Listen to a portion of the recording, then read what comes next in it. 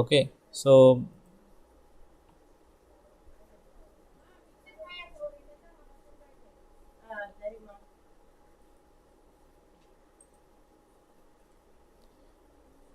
இந்த part 2 ஓட சொல்யூஷன்ஸில் 31லேருந்து 45 வரைக்கும் நம்ம கொஸ்டின்ஸ் பார்க்கணும். ஓகே, ஸோ இப்போ வந்து 31 கொஸ்டின் பாருங்கள். In a Young's double slit experiment, a student observes 8 fringes in a certain segment of screen when a monochromatic light of 600 nanometer wavelength is used.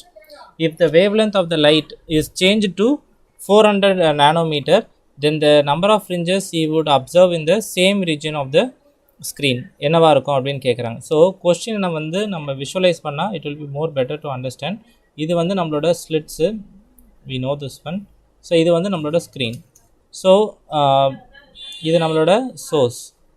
இப்போ என்ன சொல்கிறாங்க அப்படின்னா பாயிண்டில் ப்ராப்ளமில் ஒரு குறிப்பிட்ட ரீஜன் ஆஃப் த ஸ்க்ரீனில் எத்தனை ஃப்ரிஞ்சஸ் இருக்குதுன்னு பார்த்தீங்கன்னா 8 ஃப்ரிஞ்சஸ் வந்து தெரிஞ்சிருக்கு அப்படின்றாங்க. ஓகே, ஸோ 8 fringes தெரிஞ்சிருக்கு அப்படின்றாங்க. So in a certain segment of the screen. Okay, certain segment of the screen. செக்மெண்ட்ன்றது லைன் செக்மெண்ட்னு நம்மளுக்கு தெரியும் இல்லையா, அதுமாதிரி ஒரு குறிப்பிட்ட ரீஜனுக்கு நடுவில் 8 fringes. ஸோ 8 fringes வந்து அப்சர்வ் ஆகிருக்கு குறிப்பிட்ட செக்மெண்ட். அந்த செக்மெண்ட்டோட லென்த் நான் எடுத்துக்கலாமா? Can I take this segment length as x0 or y0ன்னு கூட நீங்கள் எடுத்துக்கலாம். ஸோ டோட்டலாக இந்த x0 டிஸ்டன்ஸ் செக்மெண்ட்டுக்குள்ளே 8 fringes. ஸோ ஒரு ஃப்ரிஞ்சோட லென்த் எவ்வளோ அப்படின்னா, ஒரு ஃப்ரிஞ்ச் வித்து, அதை வித்துன்னு சொல்லுவாங்க இல்லையா, டோட்டலாக ஒரு ஃப்ரிஞ்சோட வித்து வந்து டபிள்யூனா 8 fringes இங்கே இதில் இருக்குது. ஸோ பேசிக்கலி ஃப்ரிஞ்ச் வித்துன்றது என்னது?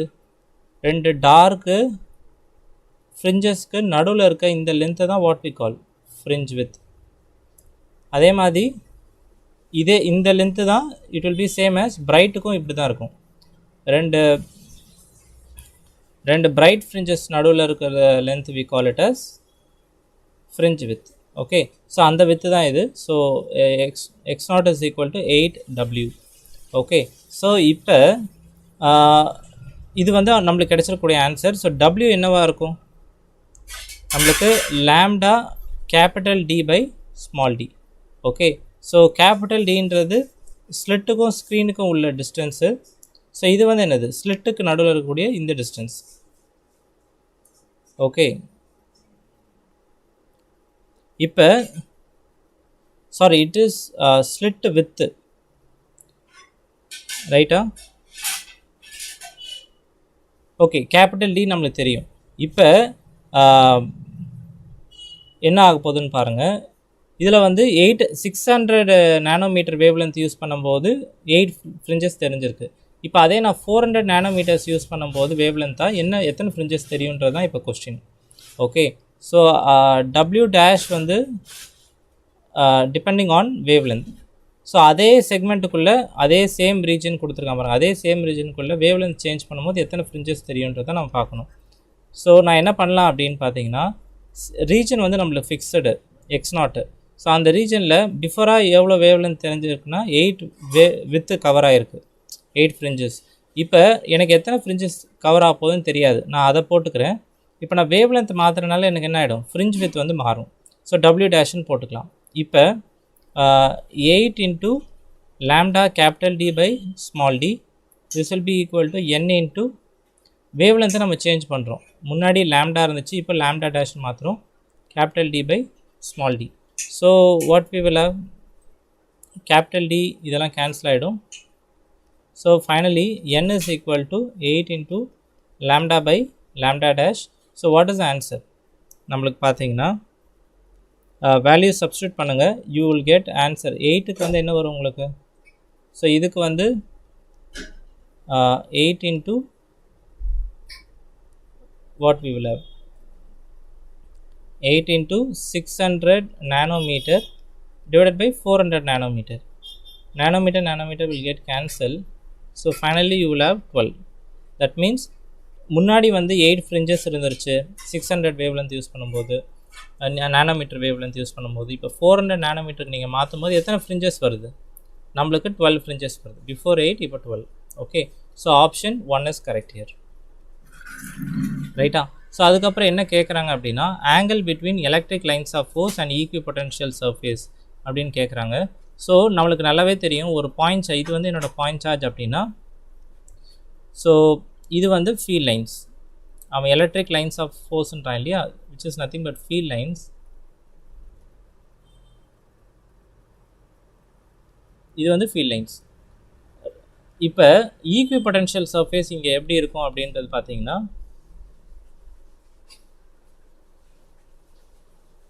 எந்த இடத்துலலாம் சேம் பொட்டன்ஷியல் இருக்கோ அதை கவர் பண்ணக்கூடிய அந்த ரீஜன் தான் என்னது ஈக்வி பொட்டன்ஷியல். ஸோ இந்த ஃபஸ்ட்டு சர்க்கிள் ஃபுல்லாக பொட்டன்ஷியல் V1 இருக்கலாம், பொட்டன்ஷியல் செகண்ட் சர்க்கிள் ஃபுல்லாக பொட்டன்ஷியல் V2, எல்லா இடத்துலையும் சேம் பொட்டன்ஷியல். ஓகே, ஸோ இப்போ என்ன சொல்கிறாங்க அப்படின்னா, இந்த இதுலேருந்து நம்மளால் என்ன அப்சர்வ் பண்ணும்போது இது வந்து electric field lines of force. இப்போ ஈக்வி பொட்டன்ஷியல் சர்ஃபேஸுக்கும் நம்மளோட எலக்ட்ரிக் ஃபீல்ட் லைன்ஸ் ஆஃப் ஃபோர்ஸ்க்கும் எப்போவுமே ஆங்கிள் என்னவாக இருக்குங்க, 90 டிகிரி இருக்கும். நீங்கள் எந்த இடத்துல எடுத்து பார்த்தாலும் angle will be 90 degree anyway. Okay, சரி. இப்போ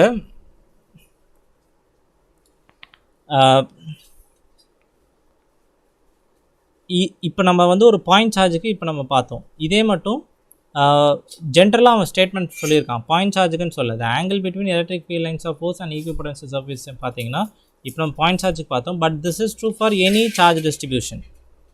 This is true for any charge distribution. So அதனால் ஆப்ஷன் 4 இஸ் கரெக்ட். எப்போவுமே ஆங்கிள் வந்து 90 டிகிரி தான் இருக்கும். ஓகே, ஸோ அடுத்த ப்ராப்ளம் பாருங்கள். So spherical ball is dropped in a long liquid column of high viscous liquid.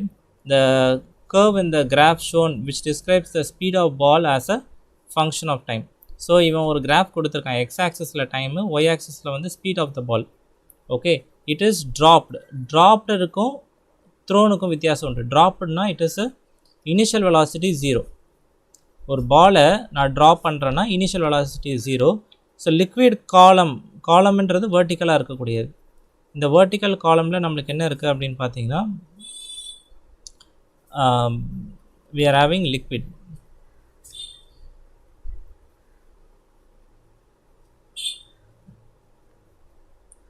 So இதுதான் நம்மளோட liquid காலம்.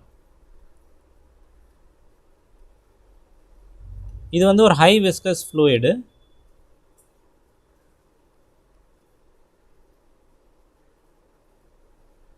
High viscous fluid or liquid. Okay, so இப்போ வந்து இனிஷியல் வெலாசிட்டி 0. ஸோ நான் இனிஷியலாக டைம் t = 0 அப்போ இந்த பாலை வந்து ட்ராப் பண்ணுறேன். Drop means again initial velocity 0. நீங்கள் ட்ராப் பண்ணோன்னா என்ன ஆகுமா, ஸ்பீட் வில் இன்க்ரீஸ். கரெக்டாக இல்லையா? ஸ்பீட் வில் இன்க்ரீஸ், ஏன்னா கிராவிட்டி கண்ட்ரோலில் இருக்கும். கரெக்டாக, acceleration due to gravity will be vertically downward. ஆனால் நான் ஒன்ஸ் நான் இந்த ரீஜனில் ரீச் பண்ணுறேன்னு வைங்க, அந்த பால் வந்து இந்த இடத்த ரீச் பண்ணுது. எப்போ அது வந்து லிக்விடுக்குள்ளே போக ஆரம்பிக்குதோ என்ன ஆகும், there will be a buoyancy force will be acting. ஓகே, இந்த buoyancy force என்ன ஆகும் அப்படின்னு சொல்கிறாங்கன்னா, இனிஷியலாக வந்து வெலாசிட்டி இன்க்ரீஸ் ஆச்சுல ஆக்சலேஷன் டியூ டு கிராவிட்டியில் இருக்கும்போது, அதுக்கப்புறம் என்ன ஆகும், கீழே போக போக ரெசிஸ்டிவ் ஃபோர்ஸ், அதாவது buoyancy force will start acting. அப்போ என்ன பண்ணும், இந்த ஆப்ஜெக்டோட, ஃபார் எக்ஸாம்பிள் நான் இன்னொரு ரீஜன் எடுத்துக்கிறேன், இந்த இடத்துக்கு வந்துடுது பால். ஓகே, ஸோ அதாவது இது இது ஸ்மால் ஏன்னு வச்சுக்கலாம், ஸ்மால் பி, இது small C. A to B வரும்போது ஸ்பீட் வந்து என்ன ஆகுது, நம்மளுக்கு வெலாசிட்டி இஸ் இன்க்ரீஸிங். நீங்கள் பி டு சி வரும்போது velocity will decrease, that is speed will decrease. சிலேருந்து அது கீழே போகிற வரைக்கும் குறிப்பிட்ட ரீஜனுக்கு அப்புறம் என்ன ஆகிடும், velocity will be constant. So அதுதான் சொல்கிறாங்க. ஓகே, ஸோ இப்போ என்னென்னா இதை எக்ஸாக்டாக ரெப்ரசன்ட் பண்ணுறது எதுன்னு பார்க்கலாம். ஸோ இது டைம், இது velocity. So velocity should increase, அதுக்கப்புறம் என்ன ஆகுது, it should slowly decrease and becomes as a constant. So எக்ஸாக்டாக கரெக்டாக பார்த்தீங்கன்னா it is the B curve which exactly represent this one. So C curve பார்த்தீங்கன்னா அதிக வெலாசிட்டிலேருந்து வந்து அப்படியே ஸ்லோவாக டிக்ரீஸ் ஆகுது. ஓகே, பட் நம்ம சம் ஹைட்லேருந்து ட்ராப்புன்னு கொடுத்துருக்கான். ட்ராப்புனாலே இனிஷியலாக ஸ்பீட் என்னது 0, அதை தான் நம்ம முக்கியமாக இங்கே கன்சிடர் பண்ணணும். ஸோ ட்ராப் பண்ணுறான், ஸோ 0லேருந்து ஆரம்பித்து ஸ்பீட் இன்க்ரீஸ் ஆகி அப்புறம் டிக்ரீஸ் ஆகும். So that's problem year. Okay, so இப்போ அடுத்த ப்ராப்ளம் பாருங்கள். ஸோ ஆப்ஷன் இது எது கரெக்டுனா option 3 is correct. Curve B is correct. இப்போ அடுத்து let T1 and T2 be the energy of an electron in the first and the second excited state of hydrogen atom. According to Bohr's model of an atom, the T1 and T2 என்னன்னு கேட்குறான். So இப்போ நம்ம என்ன note பண்ணணும், முக்கியமாக இந்த question வந்து force model எல்லாருக்குமே தெரியும். அதில் வந்து n is equal to 1 represents what? n is equal to 1 represents ground state. n is equal to 2 will represents first excited state,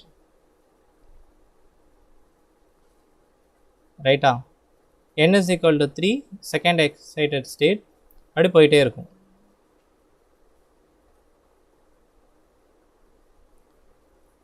second excited state. Okay, so நம்மளுக்கு வந்து எனர்ஜி வந்து they are represent with T1. so Tn is equal to minus 13.6 z square by n square electron volt. இப்போ z-ன்றது atomic number of the hydrogen like elements. இங்கே ஹைட்ரஜனே கொடுத்துருக்கான். So z வந்து hydrogen ஆட்டம்னே இங்கே கொஸ்டினில் கொடுத்துருக்கிறனால so z is equal to நம்மளுக்கு 1. Okay, so z is equal to 1. இதுக்கப்புறம் நீங்கள் n1ஓட வேல்யூ நம்மளுக்கு வந்து n2க்கும் n3க்கும் வேணும். சி இவன் இங்கே போடும்போது T1ன்னு போட்டிருக்கான். நம்ம உடனே வந்து இதுன்னு எடுத்துக்கூடாது. n is equal to 1 n is equal to 2ன்னு. ஸோ அதில் நிறைய பேர் மிஸ்டேக் பண்ணியிருக்க வாய்ப்பு உண்டு. ஸோ இங்கே வந்து நம்ம T1ன்றது என்னென்னு பார்த்தீங்கன்னா first excited state, that is n is equal to 2ன்னு சப்ஸ்டியூட் பண்ணணும். T2ன்றது நம்மளுக்கு second excited state which is nothing but n3. So அதை சப்ஸ்டியூட் பண்ணிங்கன்னா தான் உங்களுக்கு ப்ராப்பராக ஆன்சர் வரும். So minus 13.6 4 electron volt and இதுக்கு வந்து 13.69 வரும் electron volt. So T1 by T2 தான் நம்மளுக்கு ரேஷியோ we need, அதுதான் கேட்டிருக்காங்க. So what you need to do, answer is 9 by 4 which is option 1. கரெக்டா?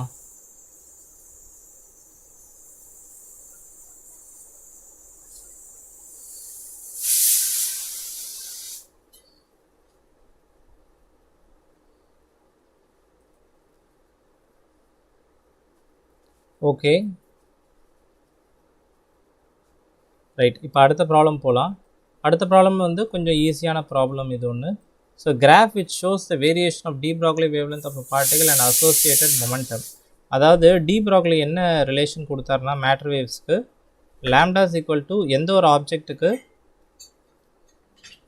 Of mass m is having a momentum p. So எந்த ஒரு ஆப்ஜெக்ட்டுக்கு மாஸ் எம் மொமெண்டம் இருக்கோ mass p momentum p okay, அந்த ஆப்ஜெக்ட்டுக்கு என்ன இருக்கும் matter waves of wavelength lambda இருக்கும் அப்படின்னு சொன்னார். ஸோ இது wave length and momentum and wavelength plot பண்ணுறோம். ஸோ இதுக்கான கர்வ் என்ன வரும்னு கேட்குறாங்க.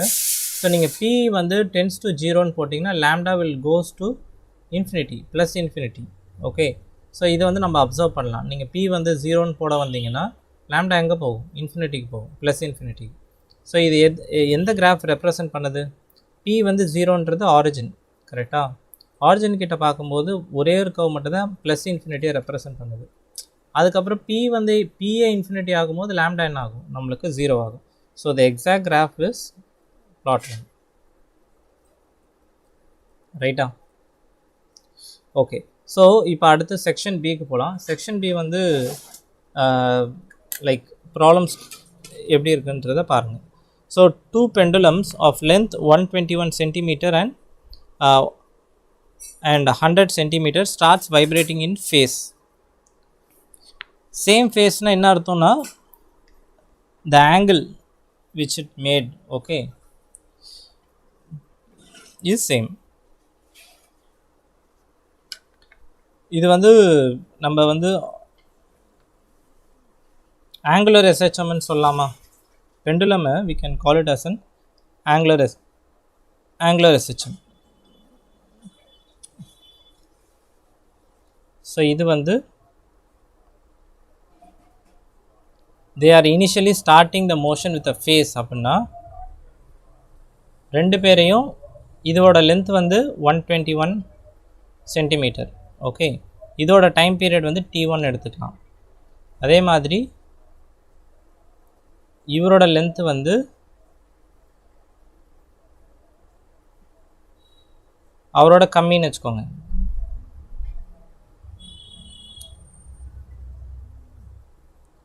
இவரோட ஆங்கிள் வந்து கம்மி, sorry length 100 centimetre, that is 1 metre. இவர் 1.21 மீட்டர். இப்போது ரெண்டு பேருமே ஃபேஸில் ஸ்டார்ட் ஆகிறாங்க அப்படின்னா ரெண்டு பேரையும் நான் என்ன பண்ணுறேன், சேம் ஆங்கிளுக்கு கொண்டு போயிட்டு நான் விட்டேன்னா எப்படி இருக்கும் மோஷன், ரெண்டு பேருமே இனிஷியலாக வந்து x0 θ0 ஆங்கிளுக்கு கொண்டு போயிடுறேன்ப்பா. ரெண்டு பெண்டுலத்தையும் கொண்டு போயிட்டு விட்டுட்டுன்னா நான் என்ன ஆகும், நான் ட்ரா பண்ணேன்னா பெண்டுலமை அதுதான் சேம் ஃபேஸில் ஆசிலேட் ஆகுது அப்படின்ட்டு, அதாவது they are vibrating in phase அப்படின்னா அதுக்கு அதான் அர்த்தம். At some instant the two are at their mean position. ஒரு குறிப்பிட்ட டைமில் எப்படி இருக்காங்களா, ரெண்டு பேருமே மீன் பொசிஷனில் இருக்காங்களா. மீன் பொசிஷன்றது இந்த இடம், ரெண்டு பேருமே எக்ஸாக்டாக மீன் பொசிஷனில் இருக்காங்களா. ஏதோ ஒரு டைம் இன்ஸ்டன்ட்டில் they are in same phase. Same ஃபேஸ்னால் அகெயின் என்னது, they are going to travel in, they are going to start the motion in same direction at the mean position. mean position இங்கேருந்து ஸ்டார்ட் பண்ண போகிறாங்க. Okay right, இதை நீங்கள் imagine தான் பண்ணணும். ரெண்டு பெண்டுலமும் ஒரே மீன் பொசிஷனில் இருக்குது, இவரோட லென்த் அதிகம், இவரோட லென்த் கம்மி. Okay 100 centimetre. ஸோ அது மாதிரி இமேஜின் பண்ணிக்கோங்க. இப்போ என்ன கேட்குறாங்கன்னா மீன் பொசிஷன்லேருந்து இன் ஃபேஸ் ஸ்டார்ட் ஆகுது. ஃபார் எக்ஸாம்பிள் இதை நீங்கள் எப்படி எடுத்துக்கலாம்னா, ரெண்டு பெண்டுலமும் இது ஏ பொசிஷன், இது பி பொசிஷன், இது ஏ பி ரெண்டுமே இங்கே மீன் பொசிஷன், ரெண்டு பேருமே டுவர்ட்ஸ் லெஃப்ட் பார்த்து ஸ்டார்ட் ஆகுறாங்கன்னு வச்சுக்கோங்க. இன் ஃபேஸ் அட் டைம் ஸ்டார்ட் பண்ணுறேன், நான் என்னோடய கிளாக்கை ஸ்டார்ட் பண்ணுறேன். இப்போ என்ன கேட்குறாங்க அப்படின்னா, the minimum number of vibrations of the shorter பெண்டுலம்ன்றது 100 centimetre pendulum, after which the two are in phase at the mean position. இப்போ ஃபேஸ் இன் ஃபேஸ்னால் சேம் டைரக்ஷனில் மீன் பொசிஷன்லேருந்து ஸ்டார்ட் பண்ணுறாங்கன்னு நம்ம எடுத்துக்கிட்டோன்னா திரும்ப எப்போ இதே சூழ்நிலைக்கு வருவாங்க அப்படின்னு கேட்குறாங்க. டைம் t = 0 அப்போ சேம் டைரக்ஷனில் மீன் பொசிஷன் ஏ அண்ட் பிலேருந்து ஸ்டார்ட் ஆகுறாங்க லெஃப்ட்டை பார்த்து. ஓகே, எவ்வளோ நேரம் கழிச்சு they will come to the same situation அப்படின்னு கேட்குறான். ஸோ அதாவது இது என்ன பண்ணணும் அப்படின்றத பாருங்கள். ஸோ ஃபஸ்ட்டு இவங்க ரெண்டு பேரோட டைம் பீரியட் கண்டுபிடிக்கணும் நம்ம. So 2π time period of first pendulum என்னது 121 சென்டிமீட்டர், அதை நம்ம மீட்டருக்கு மாற்றணும். மீட்டருக்கு மாற்றிட்டு if you try to find 1.21 மீட்டர்னு யூஸ் பண்ணணும்ப்பா. யூஸ் பண்ணிங்கன்னா you will get some answer. Okay, என்ன வரும் உங்களுக்கு ஆன்சரு, இப்படி வருதா, அதாவது 1.21 இஸ் நத்திங் பட் 1.1 2π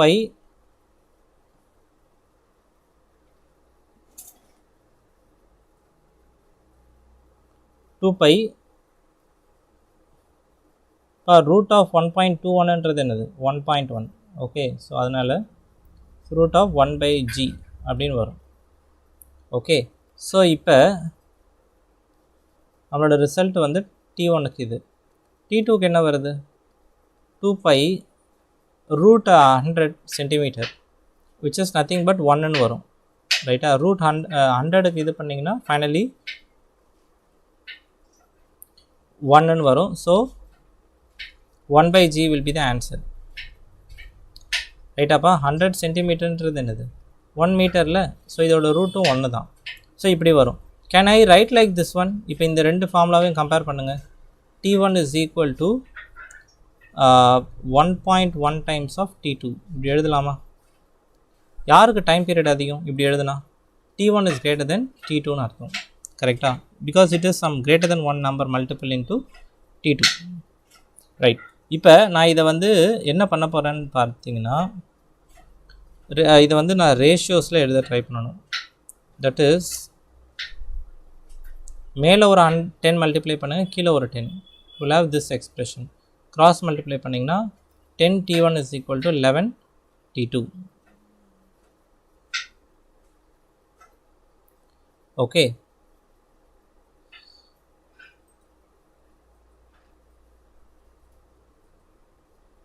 இந்த எக்ஸ்பிரஷன் கிடைக்குது. ஸோ இதுக்கு என்ன அர்த்தம் அப்படின்றாங்கன்னா, நம்மளுக்கு கிடைச்ச வேல்யூ இது. இதிலிருந்து நம்ம என்ன இன்ஃபர் பண்ணணும் அப்படின்னு பார்த்தீங்கன்னா 10 ஆசிலேஷன் ஆஃப் T1 முடிஞ்சதுக்கப்புறம் they will all meet. Okay, இப்போது நீங்களே எனக்கு சொல்லுங்கள். இங்கே வந்து நம்மளுக்கு வந்து என்னது, T1 is constant, T2 is also constant. So product of 10 into T1 ஒரு கான்ஸ்டன்ட் தான், 11 into T2 is also a constant time T. இதிலேருந்து நம்ம என்ன புரிஞ்சுக்கணும் அப்படின்னா 10 oscillation of time period of pendulum T1. T1ஓட பெண்டுலம் இது இந்த 121 சென்டிமீட்டரோட பெண்டுலம் இருக்குல்ல, இது 10 ஆசிலேஷன் முடிச்சாதான் இனிஷியலாக இருந்த சுச்சுவேஷன் திரும்ப வருமா. அதே மாதிரி இங்கே என்ன கொடுத்துருக்கான், 11 T2ன்னு கொடுத்துருக்கான். அதுக்கு என்ன அர்த்தம் அப்படின்னா 11 oscillations of 100 centimetre pendulum 11 oscillations முடிச்சதுக்கப்புறம் தான் என்ன ஆகுமா, பழைய சுச்சுவேஷன் வருமா.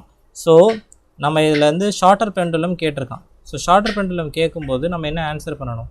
So the shorter pendulum after which they are again in the phase at the mean position. மீன் பொசிஷனில் திரும்ப எப்போ ஃபேஸுக்கு வருது அப்படின்னு பார்த்தீங்கன்னா 11 oscillations of shorter pendulum. So option 2 is correct.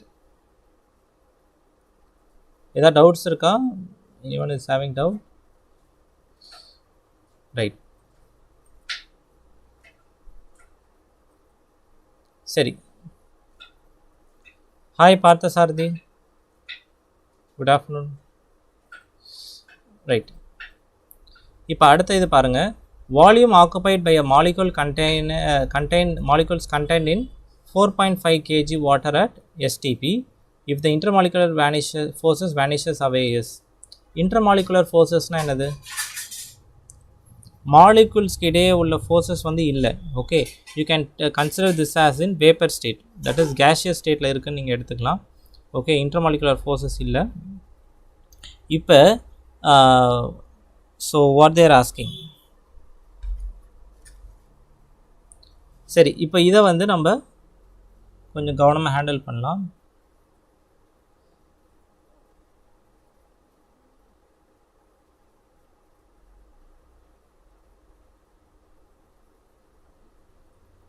Okay, right.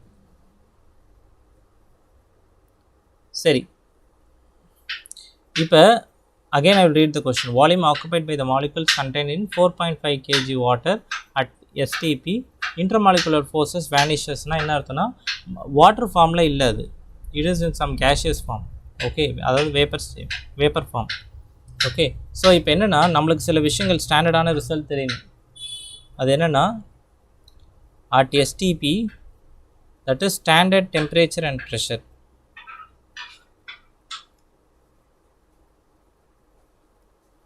At STP, standard temperature and pressure.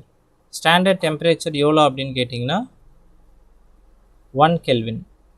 Okay, standard temperature and pressure வந்து 1 atm. Okay, இப்போ give me 1 second, I will return.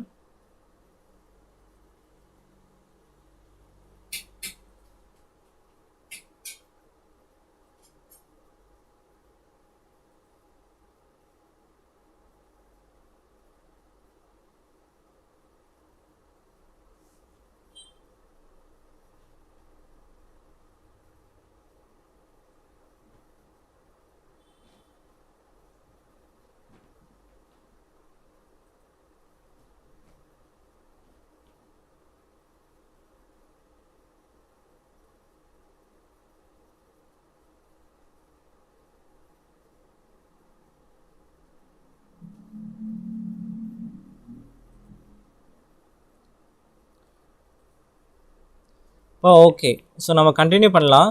So இப்போ என்னென்னு பார்த்தீங்கன்னா நம்மளுக்கு வந்து STPன்னும் போது அட் STPனா இட் மீன்ஸ் டெம்பரேச்சர் வந்து நான் 0 டிகிரி செல்சியஸுக்கு 1 கெல்வின் போட்டேன். So 0 degree Celsius means what, 373 kelvin. At STP 373 kelvin. Pressure எவ்வளோ இருக்கணுமா, 1 atm, 1 atmospheric pressure.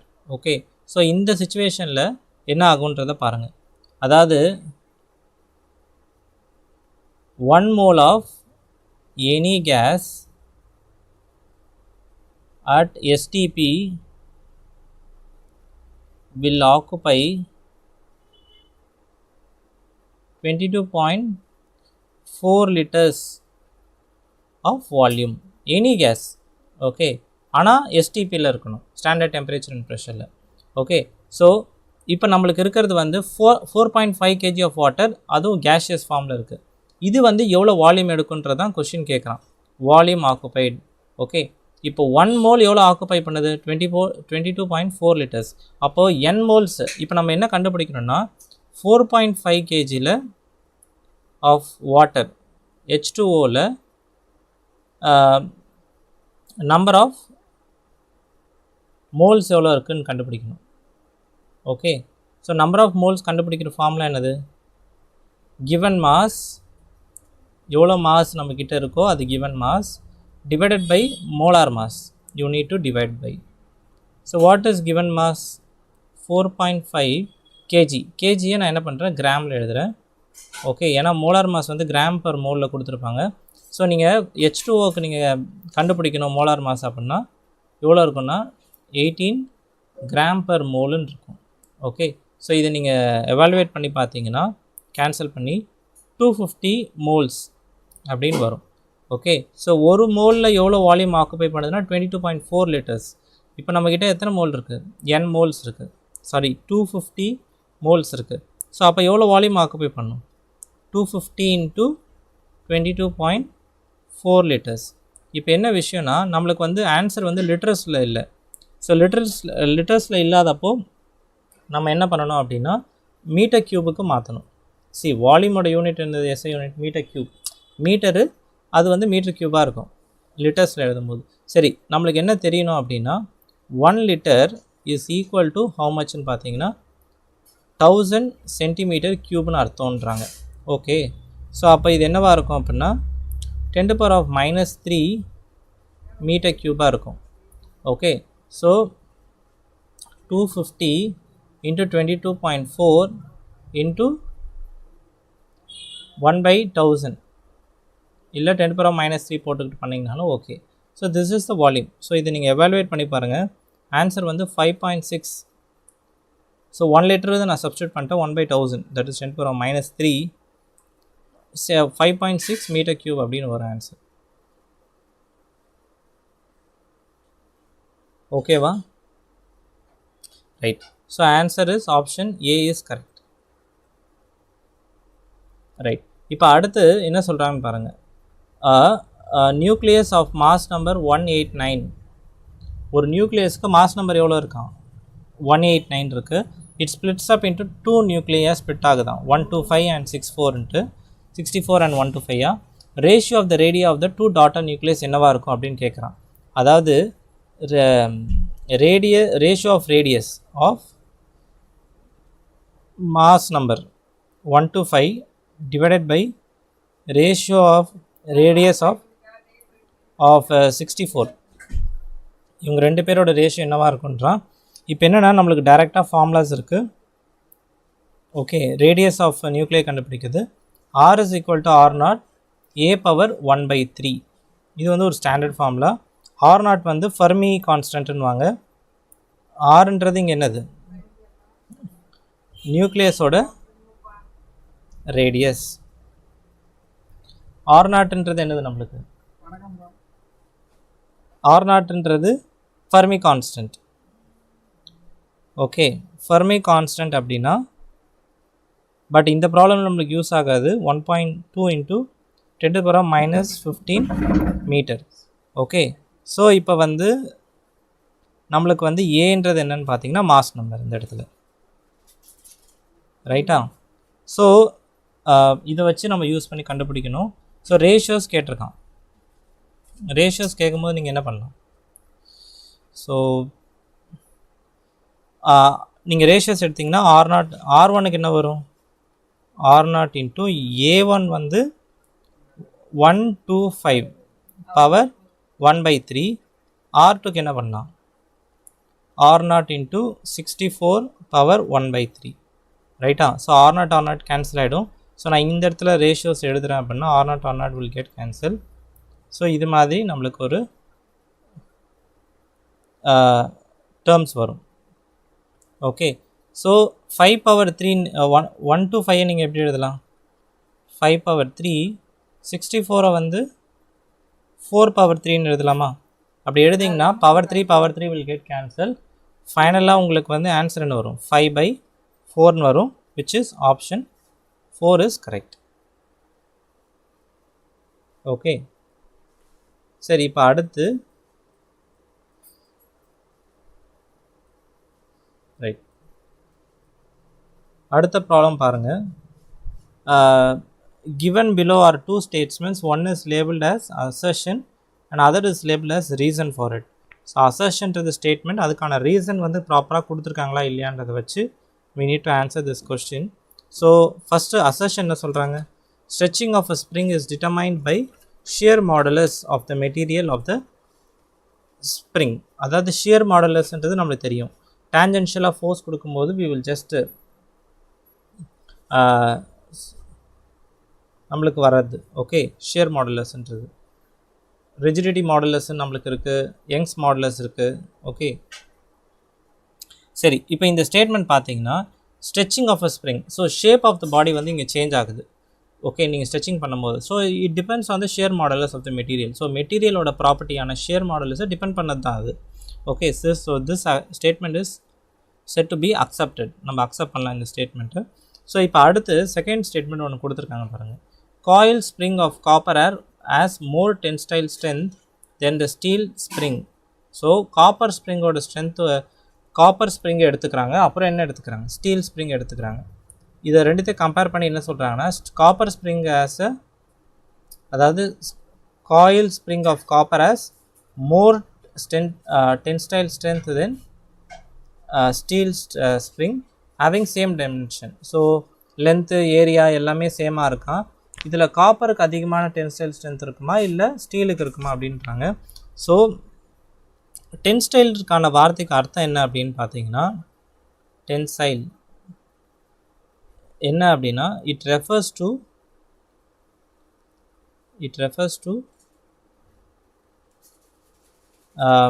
external physical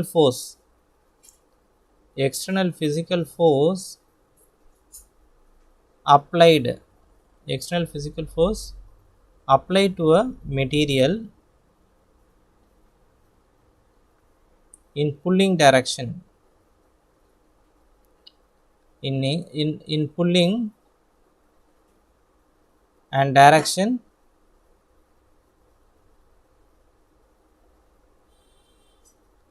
away from its surface. அதாவது இது வந்து நான் மோர் ஃபார்மல் டெஃபினேஷனாக உங்களுக்கு சொல்கிறேன். டென்ஸ்டைல்ன்றது என்ன தான், ஒரு ஃபிசிக்கலாக கொடுக்கக்கூடிய ஒரு ஃபோர்ஸ் தான். எதுக்கு? ஒரு மெட்டீரியலுக்கு. அந்த மெட்டீரியலை புல் பண்ணுற இதில் இன்ன டைரக்ஷன் புஷ்ஷிங் கிடையாது. புஷ்ஷிங்ன்றது towards the material.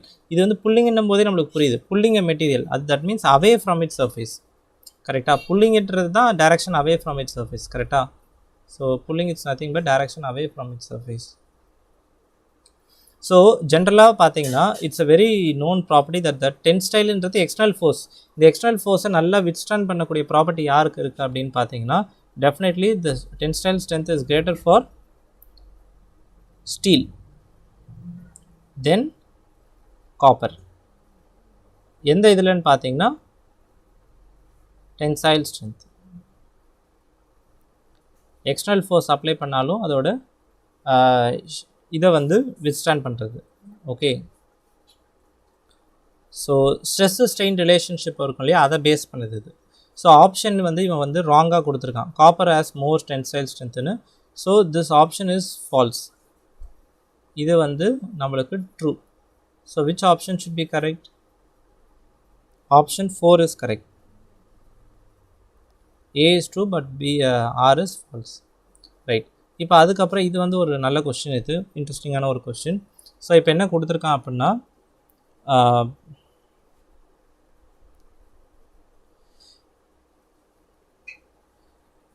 Copper of capacitor of capacitance 900 picofarad is charged by a battery as shown in the figure. So இந்த கெப்பாசிட்டர் வந்து பேர் வந்து நான் 1ன்னு எடுத்துக்கிறேன். ஓகே, இது பேர் வந்து நான் identifying it as number 1. So இந்த கெப்பாசிட்டர் நான் சார்ஜ் பண்ணிட்டேன் எவ்வளோ வச்சு 100 வோல்ட் பேட்டரியை வச்சு as shown in the figure ஏன்னு கொடுத்துட்டான். then it is disconnected. So இந்த பேட்டரியை அடுத்து ரிமூவ் பண்ணிடுறாங்க. ரிமூவ் பண்ணதுக்கப்புறம் அடுத்து என்ன பண்ண போகிறாங்க, it is connected to another uncharged capacitor. So once நான் வந்து சார்ஜ் பண்ணிட்டேன், இதுதான் என்னோட சார்ஜ் செய்யப்பட்ட கெப்பாசிட்டர். ஓகே 100 வோல்ட்டுக்கு இது பண்ணிட்டோம். இப்போ 100 வோல்ட்னா இங்கே எவ்வளோ சார்ஜஸ் இருக்கும், Q எவ்வளோ இருக்கும் இந்த இடத்துல, Q ஈக்குவல் டு சிவின்னு நம்மளுக்கு ரிலேஷன் தெரியும். So Q is equal to நம்மளுக்கு 100 இன்ட்டு V, ஏன்னா 100 இன்ட்டு C, சியும் நம்மளுக்கு தெரியும், இட் இஸ் 900 பிகோஃபேரட். கரெக்டாக? So Q is equal to 100 capacitance. Right. So இப்போ இது என்ன பண்ண போகிறாங்கன்னா நம்மளுக்கு ஒரு அன்சார்ஜ்டு கெப்பாசிட்டரோட கனெக்ட் பண்ண போகிறாங்க. ஓகே, நான் இவன் இந்த சிம்பிள் கொடுக்கல, but I am going to use a key to show that. இப்போ வந்து இந்த சார்ஜ்டு கெப்பாசிட்டர் இருக்குது. இப்போ நான் என்ன பண்ண போகிறேன், இந்த கீயை க்ளோஸ் பண்ணதுக்கப்புறம் என்ன ஆகும், சார்ஜஸ் வில் ஸ்டார்ட் ஃப்ளோ. இந்த இனிஷியலாக இதுக்கு எவ்வளோ பொட்டென்ஷியல் இருக்குது, V இருக்குது. பட் இவருக்கு என்ன பொட்டென்ஷியல் இருக்குது, அன்சார்ஜ் கெப்பாசிட்டருக்கு பொட்டென்ஷியல் இஸ் 0. கரெக்டாக? ஸோ இவரோட பொட்டென்ஷியல் வந்து இனிஷியலாக க்யூன்னு இருக்குது. இனிஷியலாக இவருக்கு வந்து பொட்டென்ஷியல் க்யூப்பா. ஓகே, நான் வந்து சர்க்யூட்டை க்ளோஸ் பண்ண போகிறேன். இப்போது சர்க்யூட்டை க்ளோஸ் பண்ணோன்னே என்ன ஆகும் அப்படின்னா, there will be charge transfer, that is charging of uncharged capacitor will start happening. Okay, so uncharge capacitor will start charging. Okay, so என்ன ஆகும் அப்படின்னு பார்த்தீங்கன்னா, ரெண்டு பேருக்குமே சேம் கெப்பாசிட்டன்ஸ்னு கொஸ்டினில் கொடுத்துட்டான். இந்த அன்சார்ஜ்டு கெப்பாசிட்டருக்கும் சார்ஜுக்கு ரெண்டு பேருமே கெப்பாசிட்டன்ஸ் சேம். ஸோ இப்போ என்ன ஆகும் அப்படின்னா, சார்ஜ் ட்ரான்ஸ்ஃபர் அக்கல். ஸோ ஏற்கனவே என்ன சார்ஜ் இருந்தது, Q இருந்துச்சு இவருக்கு, ஆனால் இப்போ என்னவா மாறப்போகுது, Q டேஷாக மாறும், இவருக்கு Q2வாக மாறிடும். சார்ஜ் ட்ரான்ஸ்ஃபர் நடந்துருச்சு. ஸோ பட் ஆனால் எவ்வளோ தூரம் சார்ஜ் ட்ரான்ஸ்ஃபர் நடக்குன்றது தான் இங்கே கான்செப்ட். எவ்வளோ தூரம் சார்ஜ் ட்ரான்ஸ்ஃபர் நடக்கும்னா, ஏற்கனவே இருந்த பொட்டென்ஷியல் வந்து எவ்வளோன்னு பார்த்தீங்கன்னா 100 வோல்ட்டு. இப்போ ரெண்டு பேருக்குமே சேம் பொட்டென்ஷியல், தட் இஸ் இது வந்து பொட்டென்ஷியல் ஆஃப் கெப்பாசிட்டர் 1ன்னு வச்சுக்கோங்க, இது பொட்டென்ஷியல் ஆஃப் கெப்பாசிட்டர் 2 கீழே உள்ளது அன்சார்ஜ்டு. ஸோ V1ம் V2வும் ஈக்குவல் ஆகிற வரைக்கும் என்ன ஆகும், சார்ஜ் ட்ரான்ஸ்ஃபர் நடக்கும். Both should go to some constant value. புரியுதா உங்களுக்கு? இதுதான் ஐடியா. இப்போ இதை வச்சு நான் எப்படி ப்ராப்ளம் சால்வ் பண்ணுறேன்றதை பாருங்கள். அதாவது இனிஷியலாக சார்ஜ் இருக்குது, என்ன இருக்குது, ஃபஸ்ட்டு கெப்பாசிட்டருக்கு Q இருக்குது, பட் அன்சார்ஜ் கெப்பாசிட்டருக்கு சார்ஜ் எவ்வளோ இருக்குது, 0. சார்ஜ் வந்து 0 சார்ஜ் இருக்குது, ஏன்னா இட் இஸ் அன்சார்ஜ்டு இல்லையா, அன்சார்ஜ். So no charge. ஆனால் நான் ரெண்டு பேரையும் நான் கனெக்ட் பண்ணி விட்டதுக்கப்புறம் என்ன ஆகும், சார்ஜ் ட்ரான்ஸ்ஃபர் நடக்கும். பட் எவ்வளோ தூரம் நடக்கும், ரெண்டு பேருக்குமே சேம் பொட்டென்ஷியல் வர வரைக்கும் நடக்கும். ஓகேவா? சரி, இப்போது நான் ரெண்டு பேரையும் பொட்டென்ஷியல் சேமு. ஸோ இங்கே Qக்கு இனிஷியலாக என்ன சார்ஜ் இருந்தது, சார்ஜ் வந்து இங்கே கன்சர்வேட்டிவ். இனிஷியலாக இருந்த சார்ஜ் Q எது, கெப்பாசிட்டர் 1ல். செகண்ட் கெப்பாசிட்டர் எவ்வளோ இருந்துச்சு, 0. ஸோ இப்போது நான் வந்து ரெண்டு பேரையும் ஜாயின் பண்ணதுக்கப்புறம் இனிஷியலாக இருந்த கண்டிஷன் ஃபைனலாக என்ன ஆகிடுச்சு, ரெண்டு கெப்பாசிட்டருக்கும் Qவாக இருந்தது என்னவா மாறிடுச்சு, Q1ஆக மாறிடுச்சு. 0வாக இருந்தது என்ன ஆகிடுச்சு சார்ஜ், இப்போது Q2வாக மாறிடுச்சு. That what actually happen. கரெக்டா? ஓகே, சரி.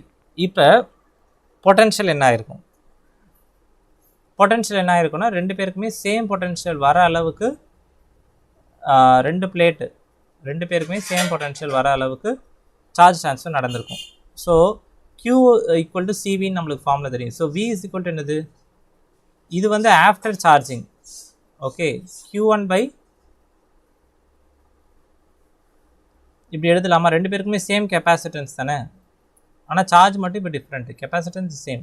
ஸோ இவங்க ரெண்டு பேரும் கேன்சல் ஆகிடும். இதுலேருந்து என்ன எக்ஸ்பிரஷன் நம்மளுக்கு தெரியுது அப்படின்னா, Q1 இஸ் ஈக்குவல் டு Q2ன்னு தெரியுது. ஓகே, இதை எடுத்து இதில் அப்ளை பண்ணலாமா, இதில் அப்ளை பண்ணி பாருங்கள் என்ன வரும் உங்களுக்கு. நம்மளுக்கு Q is equal to 2Q1 அப்படின்னு எழுதலாமா, அப்படி எழுதுனேன்னா which is nothing but q1 ன்றது என்னது q by 2. ஸோ இதில் வந்து நம்மளுக்கு என்ன தெரியுது ஏற்கனவே இருந்த சார்ஜோட it has reduced by 2. அதுவும் q2 நம்மளுக்கு எவ்வளோ ஆயிடுச்சு q by 2 ஆயிடுச்சு ரைட்டா. ஸோ இப்போ தான் இதுதான் ஃபைனல் சார்ஜ். பட் ஆனால் இவன் என்ன கேட்குறான்னு பாருங்கள் கொஸ்டினில். இன் கொஸ்டின் they are asking இப்போ வாட் இஸ் த பொட்டன்ஷியல், ரெண்டு பேருக்குமே காமனாக ஒரு பொட்டன்ஷியல் வந்ததில் அந்த வேல்யூ என்ன வரும் நம்மளுக்கு. So v1 is equal to q is equal to cv. So q1 by c ன்னு வருமா. ஸோ q1 வந்து என்னது நம்மளுக்கு q by 2ல 2c. this is my v1. இப்போ so this is the potential, common potential. ஏன்னா ரெண்டு பேருமே சேம் பொட்டன்ஷியல் வர வரைக்கும் இதோ நான் எழுதியிருக்கேன் பாருங்கள், v1 வந்து ஈக்குவல் டு v2 வர வரைக்கும் சார்ஜிங் நடந்திருக்கும். சரி, இப்போ இதெல்லாம் ஓகே. இப்போ அடுத்து என்ன அப்படின்னா ரெண்டு பேரோட கொஸ்டின் என்ன கேட்டிருக்கான் அப்படின்னா what is the potential energy, electrostatic potential energy stored by the system B. System பின்றது இதில் எவ்வளோ எனர்ஜி ஸ்டோர் ஆகிருக்கும் அப்படின்னு பார்த்தீங்கன்னா சார்ஜஸ் எவ்வளோ இருக்குது இதில். இவருக்கு ப்ளஸ் q by 2, இவருக்கு வந்து q by 2, இவருக்கு q by 2, இவருக்கு q by 2, இவருக்கு q by 2. எவ்வளோ பொட்டன்ஷியல், ரெண்டு பேருக்குமே same potential v, that is v1 equal to v2 equal to v நான் எழுதிக்கிறேன். அப்போ ரெண்டு பேருக்குமே same potential. So potential energy stored இன் கெப்பாசிட்டர் அப்படி எவ்வளோ இருக்குன்னு பார்த்தீங்கன்னா the formula is ஒரு கெப்பாசிட்டரில் half cv square will be there, which is nothing but the potential of that c ன்றது capacitance, v ன்றது potential. ரெண்டு கெப்பாசிட்டருக்குமே same capacitance. so cv square, final answer will be this is the expression. இப்போ இதில் நம்மளுக்கு u ஓட value என்னன்னு தெரியும், v ஓட வேல்யூ இதெல்லாமே தெரியும். ஸோ v ஓட வேல்யூலாம் எப்படி கண்டுபிடிப்பீங்க. இப்போ இங்கே vன்றது common potential which is nothing but v, நான் எழுதியிருந்தேன் இல்லையா, v1 equal v2 equal to some constant potential. இப்போ இந்த இதுலேருந்து நம்ம v கண்டுபிடிக்கலாமா, that is q2 by c. நீங்கள் q ஓட வேல்யூ சப்ஸ்டியூட் பண்ணணும். q ஓட வேல்யூ என்ன வரும் உங்களுக்கு, இனிஷியலாக இருந்த கெப்பாசிட்டரில் எவ்வளோ தூரம் சேவ் ஆயிருந்துச்சு, கெப்பாசிட்டன்ஸ் வந்து 900 மைக்ரோஃபேரட் இன்ட்டு நம்மளுக்கு என்ன வரும் பொட்டன்ஷியல் எவ்வளோ தூரம் கனெக்ட் பண்ணியிருந்தோம் அந்த பிகினிங்கில் உள்ளதில். இனிஷியலாக இருந்ததுப்பா, இது இனிஷியலாக இருந்த ஃபிகர் ஏல q கண்டுபிடிக்கலாம்ல. q ஓட வேல்யூ என்ன வரும் அப்படின்னு பார்த்தீங்கன்னா வேல்யூஸ் போட்டிங்கன்னா 9 × 10⁻⁸. சாரி, திஸ் இஸ் பிக்கோஃபேரட் போட்டிங்க அப்படின்னா this is the initial charge in the figure A. இப்போ இதிலேருந்து நீங்கள் என்ன கண்டுபிடிக்கலாம், what is q by c. இப்போ இது நீங்கள் டைரெக்டாக கூட சொல்லலாம்ல. ஸோ ஓகே, நான் எழுதிட்டேன். 9 × 10⁻⁸ c இன்ட்டு கெப்பாசிட்டன்ஸ் வந்து நம்மளுக்கு 900 பிக்கோஃபேரட். பிக்கோன்றது 10⁻⁻12 கரெக்டாக. ஸோ இதுதான் என்ன சொல்கிறாங்க, the common potential v. So இது வந்து நம்மளுக்கு 50 அப்படின்னு வருது. Okay, 50 volt. இப்போ இந்த ஃபார்முலாவில் சி வந்து நம்மளுக்கு ஏற்கனவே தெரியும். சின்றது என்னது 900, பிக்கோன்றது 10⁻⁻12 ஹோல்ஸ் ஸ்கொயர் கிடையாது, இன்ட்டு 50 ஸ்கொயர். இதோட ஆன்சர் என்ன வருதுன்றது தான் நம்ம கண்டுபிடிக்கணும். ரைட். ஸோ இதுக்கான ஆன்சர் வந்து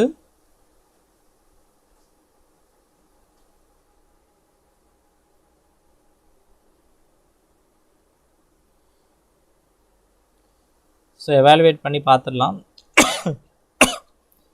ஆப்ஷன் 4 வந்து உங்களுக்கு வரும்ன்றாங்க. ஓகே, இதை நீங்கள் எவாலுவேட் பண்ணி பார்த்தீங்கன்னா 2.25 × 10⁻⁻6 ஜூல்ஸ் அப்படின்னு வரும்ன்றாங்க. So option 4 is correct here. Okay, so நம்ம அடுத்த ப்ராப்ளம் போகலாம். சரி, இப்போ இந்த ப்ராப்ளம் பாருங்கள். From Ampere circuital law for a long straight wire of cross section, circular cross section, okay, carrying a steady current, the variation of magnetic field inside and outside of the region of the wire. இப்போ அதாவது இது வந்து ஒரு ஸ்டாண்டர்டான ஒரு problem ஓட ரிசல்ட்டை தான் இவன் கேட்குறான். ஸோ ஆப்ஷன்ஸ் என்ன கொடுத்துருக்கான், inside the boundary, outside the boundary அப்படின்றது தான் கேட்குறான். ஸோ இது வந்து என்னோட current carrying circular wire. Okay, இதில் வந்து நம்மளுக்கு என்ன ஆகுது அப்படின்னா கரண்ட் உள்ளே என்ட்ரு ஆகுது, ஸ்டெடி கரண்ட். இது நான் இந்த ரீஜனை சென்டராக எடுத்துக்கிறேன். ஸோ இங்கேருந்து நான் டிஸ்டன்ஸ் மெஷர் பண்ண போகிறேன், ஆர். உள்ளே இன்சைட் ரீஜனும் அவுட் சைட் ரீஜனும். ஸோ இந்த கரண்ட் உள்ளே என்ட்ரு ஆகி இட்ஸ் கோயிங் அவுட். இப்போ ஃபீல்டு வந்து இன்சைட் எப்படி இருக்கும், அவுட் சைட் எப்படி இருக்குன்றது தான் நம்மளோட கொஸ்டின். ஓகே, இப்போ இதுக்கான டைரக்ட் ரிசல்ட் நம்மக்கிட்ட இருக்குது. ஸோ இதோட பிளாட் எப்படி இருக்குன்னு பார்த்தீங்கன்னா, inside the region it will be linear proportional to ஆராக இருக்கும். அதுக்கப்புறம் இது வந்து decreasing inversely proportional to r ஸ்கொயராக இருக்கும். Okay, inversely proportional to r. okay, so r is inversely proportional to 1 by r இருக்கும். okay, so அந்த இதில் inside the region linearly increase ஆகும். so linearly increase, அதுக்கப்புறம் then it should decrease by 1 by r. so inside the region up to the boundary of the wire அப்படின்றது inside. So அதில் வந்து லீனியராக increase ஆகுது. Okay, அதுக்கப்புறம் 1 by r it is decreasing outside the region. Okay, இப்போது option 4 is correct.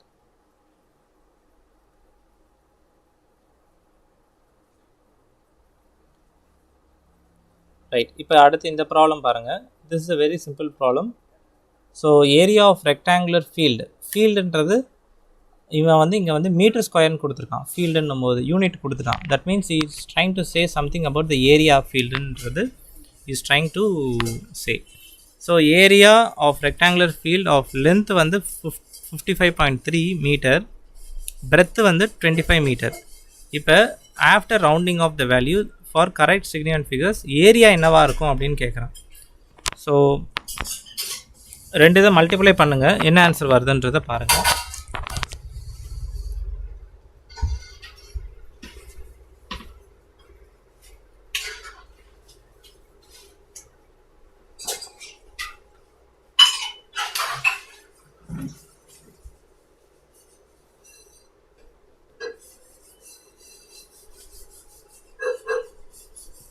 Okay, so நீங்கள் ரெண்டு இதையும் area multiply பாருங்கள், length and breadth. What answer you will get?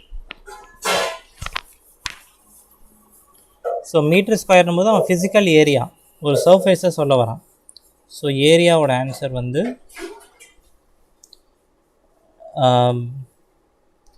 55.3. நம்ம வந்து இங்கே அல்ஜிப்ரிக் ஆப்ரேஷன் பண்ணுறோம், ஒரு மல்டிப்ளிகேஷன் பண்ணுறோம். ஸோ ஃபைனல் சிக்னிஃபிகன்ட் ஃபிகர்ஸ் எவ்வளோ இருக்கணும்? லீஸ்ட்டாக நம்ம எந்த நம்பர்ஸை மல்டிப்ளை பண்ணுறோமோ அதில் இருக்கக்கூடிய லீஸ்ட் சிக்னிஃபிகன்ட் ஃபிகரை நம்ம ஆன்சராக கொண்டு வரணும். Final answer should have least amount of significant figures. So இதை மல்டிப்ளை பண்ணால் ஐ வில் ஹாவ் மீட்டர் ஸ்கொயர்னு வரும். ஓகே, இதில் எத்தனை இதில் வந்து 3 சிக்னிஃபிகன்ட் ஃபிகர்ஸ் இருக்குது, இதில் 2 இருக்குது. ஓகே, இந்த 2 இருக்குது, இதில் 3 இருக்குது. இப்போ ஃபைனல் ஆன்சர் நம்மளுக்கு எப்படி வரணும்னா லீஸ்ட் சிக்னிஃபிகன்ட் ஃபிகர் தான் வரணும் ஃபைனல் ஆன்சராக. பட் ஆனால் லீஸ்ட் சிக்னிஃபிகன்ட் ஃபிகரில் இனிஷியலாக எவ்வளோ இருக்குது? இதில்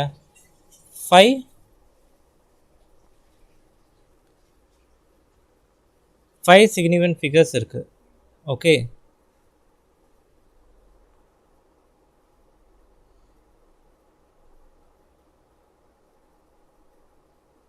ஓகே, ஸோ இதை வந்து நான் என்ன பண்ணணும்னா 2 சிக்னிஃபிகன்ட் ஃபிகர்ஸ்க்கு நான் வந்து இது பண்ணணும். ஸோ அப்ராக்சிமேட்டாக ஆஃப்டர் ரவுண்டிங் ஆஃப் நீங்கள் என்ன பண்ணலான்னா, எனக்கு இந்த ஃபஸ்ட்டு 2 டிஜிட் மெயினாக வேணும், கரெக்டாக? ஸோ அதுக்கு ரைட் ஹேண்ட் சைடில் இருக்க நம்பர் வந்து கிரேட்டர் தென் 5ஆக இருக்குது. அப்போ நான் ரவுண்டிங் ஆஃப் பண்ணேன்னா இது என்ன வரும்னா 1400 மீட்டர் ஸ்கொயர் அப்படின்னு நம்ம ஆஃப்டர் ரவுண்டிங் ஆஃப். இப்போ இதுக்கு பார்த்தீங்கன்னா 2 சிக்னிஃபிகண்ட் ஃபிகர் தான் இருக்குது. இந்த 2 ஜீரோஸை we cannot take it as significant figures. Rules உங்களுக்கு தெரியும், நான் எடுத்துக்கிறேன் சிக்னிஃபிகண்ட் ஃபிகர்ஸில். ரைட்டா? ஓகே, இப்போ ஆன்சர் வந்து என்ன வரும்? ஆப்ஷன் 1. தட் இஸ் இப்படி எழுதுறது ஒன்று தான், 10⁻²ன்னு எழுதலாம் இல்லையா? So option 1 is correct. Okay, இப்போ அடுத்து 43 என்ன பண்ணுறாங்கன்றதை கவனிங்க.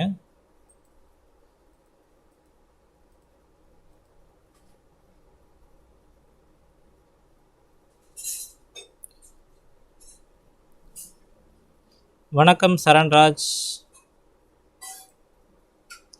சரிப்பா, இப்போ பாருங்கள் 43 இதில் இது வந்து ட்ரூத் டேபிள் வந்து நீங்கள் டிஃப்ரெண்ட் ஸ்ட்ராட்டஜிஸ் வச்சுருக்கலாம். இது என்னோடய strategy, I will just use it. Okay, இங்கே வந்து நம்மளுக்கு என்ன இருக்குது அப்படின்னா, திஸ் இஸ் ஏ, இது வந்து நம்மளுக்கு இந்த இடம் வரைக்கும் நம்மளுக்கு பி, கரெக்டாக? பட் ஆனால் இங்கேருந்து இங்கே தாண்டி நான் இங்கே வரும்போது இது வந்து நாட் கேட். அப்போ இது இந்த இடம் என்னவாகிடும்? ஏ பார் ஆகிடும். ஓகே, ஏ பார். இது வந்து இந்த பாயிண்ட் நம்மளுக்கு வந்து பி. அப்போ இந்த இடம் என்னவாக இருக்கும்? This point will also be B.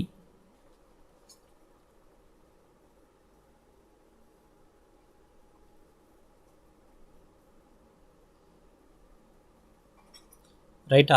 So இப்போ அடுத்து என்ன அப்படின்னா,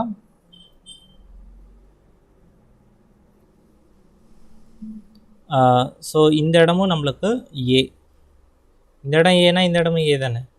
ஸோ இப்போ இது வந்து என்னது நம்மளுக்கு? NAND gate. நேண்டு கேட்னா என்ன அர்த்தம்? AB NAND.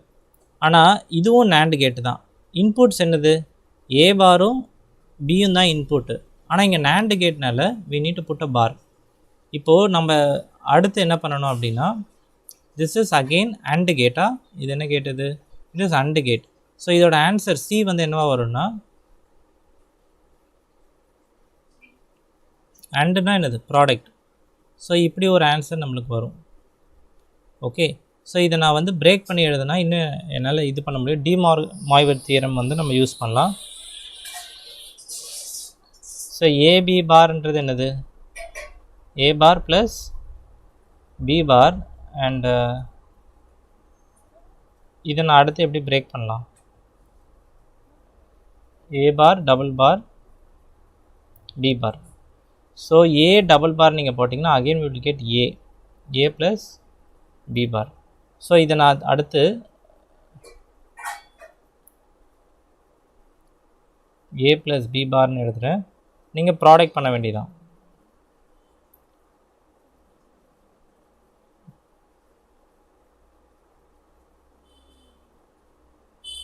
ரைட்? ஸோ ஏ பார் பி பார், ஸோ பி பார் ஏ. ரைட்? ஸோ இப்போ என்ன அப்படின்னா, ஸோ இதோட ஆன்சர் வந்து நம்மளுக்கு வந்து 0 ஆகும். ஓகே, ஏ இன்ட்டு ஏ பார் வந்து கண்டிப்பாக 0. பிகாஸ் நீங்கள் ட்ரை பண்ணி பாருங்கள், you will get answer 0. 0 1s போட்டு பார்ப்பீங்களா? இது மாதிரி ஒரு டேபிள் போட்டு பார்த்து ஏ இன்ட்டு ஏ பார் போட்டிங்கன்னா you will get answer 0. So இப்போ அடுத்து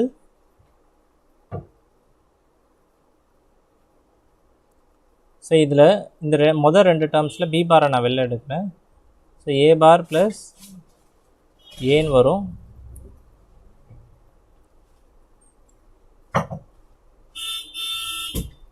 நம்மளுக்கு இதுக்கு வந்து ஆன்சர் என்ன வருதுன்றதை பார்க்கலாம். ஸோ அப்போ B bar into B bar என்னது? அகெயின் பி பார் தான். ஓகே, ஸோ இப்போ ஏ பார் ப்ளஸ் ஏ என்ன வரும் நம்மளுக்கு? ஏ பார் ப்ளஸ் ஏ என்ன வரும் அப்படின்னு பார்த்தீங்கன்னா you will get answer as 1. Okay, so B bar plus B bar again will get B bar. So final answer வந்து நம்மளுக்கு என்ன அப்படின்னா C equal to B bar. So எது இங்கே பி பார் ரெப்ரசன்ட் பண்ணுதுன்னு நீங்கள் பார்த்தீங்கன்னா you can answer it. Okay, so options வந்து என்ன ஆப்ஷன் கரெக்டாக இருக்குன்றதை பாருங்கள். ஃபைனல் ஆன்சர் சி வந்து பி பாருக்காக இருக்கணும். So option 4 is correct. இவர் ஜீரோவாக இருந்தால் இது வந்து என்னது 1, தட் இஸ் ஈக்குவல், இதுதான் பி பாராக இருக்குது.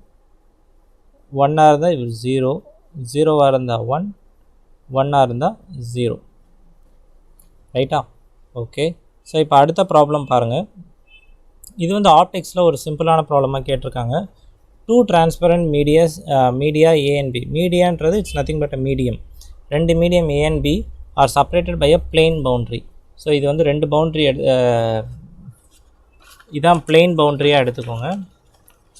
ஸோ இது வந்து மீடியம் ஏ, இது medium B. Okay. So the speed of light in those mediums கொடுத்துட்டான். So speed of light in medium A and speed of light in medium B they have given. Data கொடுத்துட்டான். So critical angle for a ray for these two medium. So critical angle வந்து அவன் they are trying to talk about TIR, total internal reflection பற்றி பேச வரான். அப்போ அது எப்போவுமே எப்படி நடக்கும்? டென்சர் டு ரேரர் மீடியம் தான் நடக்கும். ஓகே. ஃபஸ்ட்டு நம்மளோட வேலை என்னென்னா எது டென்சர் மீடியம்ன்றது கண்டுபிடிக்கிறது. What is V equal to C by மியூன்னு நம்மளுக்கு தெரியும், ரிஃப்ராக்டிவ் இண்டெக்ஸ்.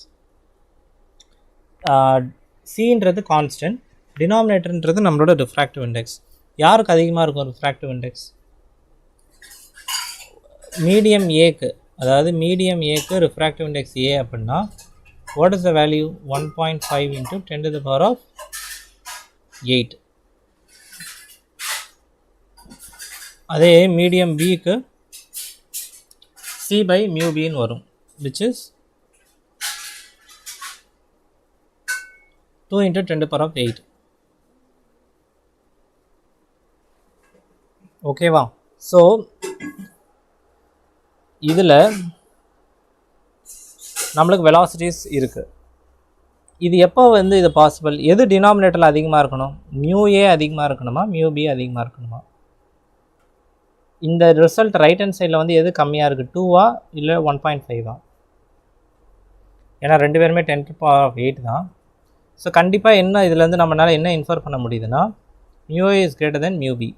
ஸோ இப்போ இதுலேருந்து நம்ம என்ன புரிஞ்சுக்கலாம்னா இங்கேருந்து போகக்கூடிய ஒரு லைட் ரே இது டென்சர் மீடியமாக ஆக்ட் ஆகும். ஏன்னா இங்கே ரிஃப்ராக்டிவ் இண்டெக்ஸ் அதிகம், இங்கே ரிஃப்ராக்டிவ் இண்டெக்ஸ் கம்மி. ஸோ திஸ் இஸ், இங்கே வந்து ரிஃப்ராக்டிவ் இண்டெக்ஸ் மியூ பி, இங்கே refractive index mu A. So இங்கே போகக்கூடிய லைட்டு ஒரு குறிப்பிட்ட ஆங்கிளில் என்ன ஆகுமா? I will call this as critical angle IC. கம்ப்ளீட்டாக டோட்டல் இன்டர்னல் ரிஃப்ளெக்ட் ஆகி இப்படி போயிடுவோம். ஸோ இந்த ஆங்கிள் ஐசியை தான் நம்ம கண்டுபிடிக்கணும். That is you can use Snell's law here.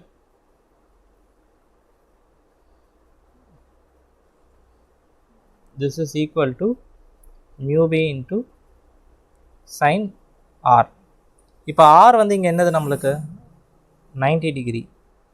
So sign ஐ இருக்கிற இடத்துல ஐசின்னு போடலாமா? மியூ பி வாட் இஸ் நம்மளுக்கு இதோட வேல்யூ என்னது? 90 டிகிரி இல்லையா? டோட்டல் சைன் 90ன்னு வரும். So what is the final answer? Sine IC is equal to mu B divided by mu C. So இதுக்கான expression you can find from here. இதிலேருந்து mu A கண்டுபிடிங்க, இதிலேருந்து மியூ பி கண்டுபிடிச்சி if you substitute நம்மளுக்கு வந்து ஆக்சுவலாக இது mu A, mu பியோட ஆன்சர் வந்து 1.5 கிடைக்கும், இவரோட ஆன்சர் வந்து 2ன்னு கிடைக்கும். நீங்கள் இதிலேருந்து கண்டுபிடிக்கணும் மியூ ஏ அண்ட் மியூ பியை. So sine i c multiply and divide பண்ணுங்கப்பா, 3/4ன்னு வரும். 15/20ன்னு வரும்ல, 10 மல்டிப்ளை பண்ணி if you cancel and work it out. So sine inverse 3/4ன்னு வரும். இந்த 3/4 வந்து இட்ஸ் நத்திங் பட் 0.75. ஸோ இது என்ன ஆப்ஷன் பார்த்தீங்கன்னா ஆப்ஷன் சி இஸ் கரெக்ட்.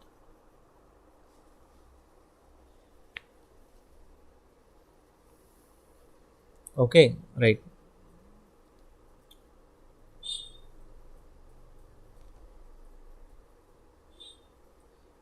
இப்போ இந்த ப்ராப்ளம் பாருங்கள். 45th problem, 45. Right. A big circular coil, coil வந்து சர்க்குலராக இருக்குது, that is a conductor loop of copper wire நீங்கள் எடுத்துக்கலாம். எவ்வளோ டர்ன்ஸ் இருக்குது? 1000 டர்ன்ஸ் இருக்குது. ரேடியஸ் எவ்வளோ? Average radius 10 metre. Okay, is rotating about its horizontal diameter. இப்போ இதுதான் என்னோட காயில். இதில் எவ்வளோ டர்ன்ஸ் இருக்குது? n is equal to 1000 turns இருக்குது இதில். இப்போ இது வந்து about the vertical horizontal diameter. இதான் ஹாரிசான்டல் டயாமீட்டர் எடுத்துக்கிட்டிங்கன்னா about this diameter it is rotating. about the horizontal diameter it is rotating at how much speed பார்த்தீங்கன்னா omega is equal to 2 radian per second. இப்போ vertical component of Earth's magnetic field at that place, நம்ம இருக்கக்கூடிய இந்த இடத்துல Earth's magnetic field எவ்வளோ இருக்கும்? நம்மளுக்கு 2 × 10⁻⁵ Tesla இருக்கும். இந்த லூப்பில் இருக்கக்கூடிய ரெசிஸ்டன்ஸ் வேல்யூ எவ்வளோ இருக்குன்னா 12.56 ஓம். ஓகே, இப்போ அவன் என்ன கேட்குறான்னா மேக்ஸிமம் இன்டியூஸ்டு கரண்ட் இந்த காயில் எவ்வளோவா இருக்கும்? இப்போ இந்த இது வந்து ரொட்டேட் ஆக போகுது. ரொட்டேட் ஆகிறதுனால கிடைக்கக்கூடிய இது வந்து ஒரு EMF based, electro magnetic induction based. Flux change ஆகுது. ஃப்ளக்ஸு சேஞ்ச் ஆகும்போது என்ன இது க்ரியேட் ஆகுது? இட்ஸ் நத்திங் பட் வாட், நீங்கள் எந்த ரிசல்ட்டை யூஸ் பண்ணலான்னு பார்த்தீங்கன்னா ஏசி ஜென்ரேட்டரோட ரிசல்ட்டை வந்து நம்ம யூஸ் பண்ணலாம். ஓகே,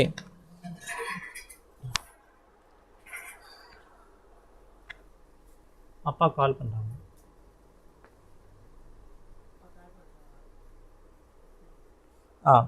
ஓகே, ஸோ இப்போ வந்து நம்மளுக்கு இஎம்எஃப் இன்டியூஸ்ட் எவ்வளோ இருக்கும்னு பார்த்தீங்கன்னா, நான் வந்து இந்த ரிசல்ட்டை யூஸ் பண்ணிக்கிறேன், ஏசி ஜென்ரேட்டரோட ரிசல்ட்டை. sin ωt + 5 சம் 5ன்னு எடுத்துக்கோங்க. இப்போ இந்த மேக்ஸிமம் இன்டியூஸ்ட், இப்போ வந்து அவன் என்ன கேட்குறான்னா கொஷினில் மேக்ஸிமம் இன்டியூஸ்டு கரண்ட் கேட்குறான். இது இட்ஸ் நத்திங் பட் என்னென்னா நம்மளோட ஜென்ரல் கரண்ட்டை வந்து E/Rன்னு போடுவோம். That is E is equal to V/Rல, V is equal to IRலப்பா, அந்த ஃபார்மேட்டில் தான் எழுதுகிறோம். ஸோ Emax/, நான் வந்து இதெல்லாம் நான் இன்க்ளூட் பண்ணல, ஜஸ்ட் ஒரு ஜென்ரல் கேஸாக 5 மட்டும் எடுத்துக்கிட்டேன்.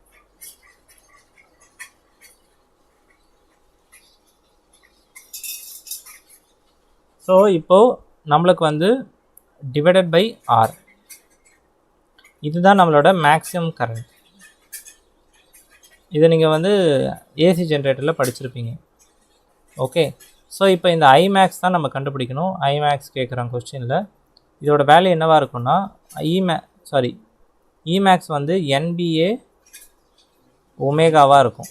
NBA omega divided by R. So என்னன்றது இங்கே என்னது, நான் வேல்யூஸ் உங்களுக்கு கொடுக்குறேன். n வந்து இங்கே நம்மளுக்கு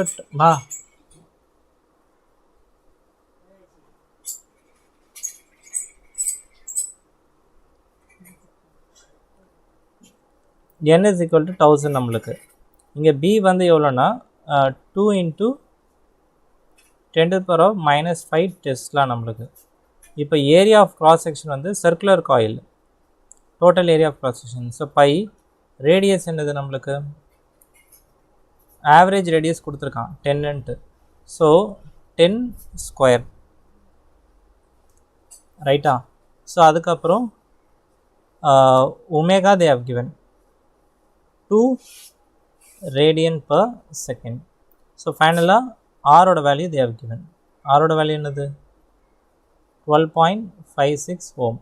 ஸோ இது எல்லாத்தையும் சப்ஸ்டியூட் பண்ணி பாருங்கள். Finally will get answer as 1 ampere அப்படின்னு கிடைக்கும். So option 4 will be correct. ரைட்டா. ஸோ இப்போ அடுத்து வந்து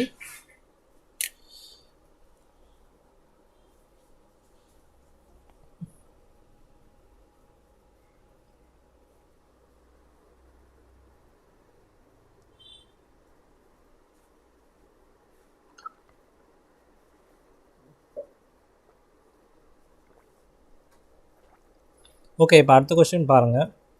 Wheatstone bridge is used to determine the value of unknown resistance X by adjusting the value of resistance Y as shown in the figure. So நம்ம என்ன கண்டுபிடிக்க போகிறோம்னா unknown resistance அந்த X உள்ளது கண்டுபிடிக்க போகிறோம், Yயை மாற்றி. அதனால தான் Yயில் வந்து ஆரோ சிம்பிள் கொடுத்துருக்கோம். Yயில் வந்து arrow symbol கொடுத்துருக்கான். For the most precise measurement of x the resistance P and Q என்னென்ன ப்ராப்பர்ட்டிஸ் வச்சுருக்கணும் அப்படின்னு கேட்குறான். அதாவது ரெசிஸ்டன்ஸ் P and Q அப்படின்னு கொடுத்துட்டான். அதாவது நான் மோஸ்ட் அக்யூரேட்டாக எக்ஸை கண்டுபிடிக்கணும். ரெசிஸ்டன்ஸ் P and Q அப்படின்னு கொடுத்துட்டு ஒரு நாலு ஆப்ஷன் கொடுத்துருக்கான். do not play any significant role, should be approximately equal to 2x இருக்கணும், should be approximately equal and smaller இருக்கணும், should be very large and unequal இருக்கணும் அப்படின்றான். ஸோ அதாவது இந்த கொஸ்டின் வந்து நீங்கள் ஜென்ரலாக வீட்ஸ்டோன் பிரிட்ஜ் படிக்கும்போது இது ரொம்ப இன்னைக்கு இப்போ நம்ம டிஸ்கஸ் பண்ண போகிற ஆன்சரை வந்து காமனாக தியரியில் இருக்காது. இதை கொஞ்சம் யோசித்து தான் இதை நீங்கள் வந்து கொஞ்சம் ப்ராக்டிக்கலாக யோசிச்சா தான் இதை நீங்கள் ஆன்சர் பண்ண முடியும். ஓகே, ஸோ இதை நீங்கள் ஏற்கனவே லேபில் இருந்தால் இல்லை ஏற்கனவே ரெசிஸ்டன்ஸோட ப்ராப்பர்ட்டிஸ் தெரிஞ்சால் தான் இதை ஆன்சர் பண்ண முடியும். என்ன சொல்கிறாங்க அப்படின்னா நீங்கள் ஒரு பேலன்ஸ்டு வீட்ஸ்டோன் பிரிட்ஜோட ரிலேஷன் எப்படி இருக்கும் தெரியுமா உங்களுக்கு? What is a balanced Wheatstone bridge?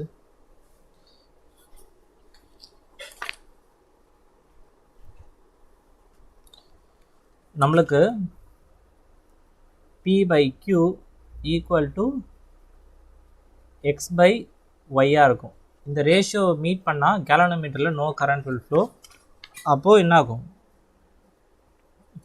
நம்ம இந்த ஆன்சர் கண்டுபிடிக்கலாம், எக்ஸை கண்டுபிடிக்கலாம் using Y. Okay right.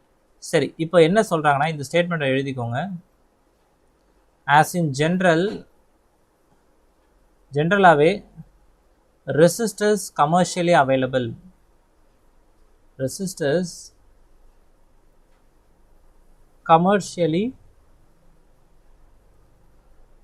available have more uncertainty. அதாவது அவன் 60 ஓம் இருக்குது ஒரு ரெசிஸ்டருக்கு அப்படின்னு சொல்லி விற்றானா அவனே கொடுத்துருவான் அன்சர்டனிட்டி. நீங்கள் இது படிச்சிருப்பீங்களே கார்பன் ரெசிஸ்டர்ஸில் வந்து கார்பன் ரெசிஸ்டர்ஸில் எப்படி அந்த கோடிங் வச்சு இது பண்ணுவீங்க, அதில் அன்சர்டனிட்டி டாலரன்ஸ்னு சொல்லி ஒன்று படிச்சிருப்பீங்களே, அதுபடி வந்து மோர் அன்சர்டனிட்டி இருக்கும். Tolerance uncertainty.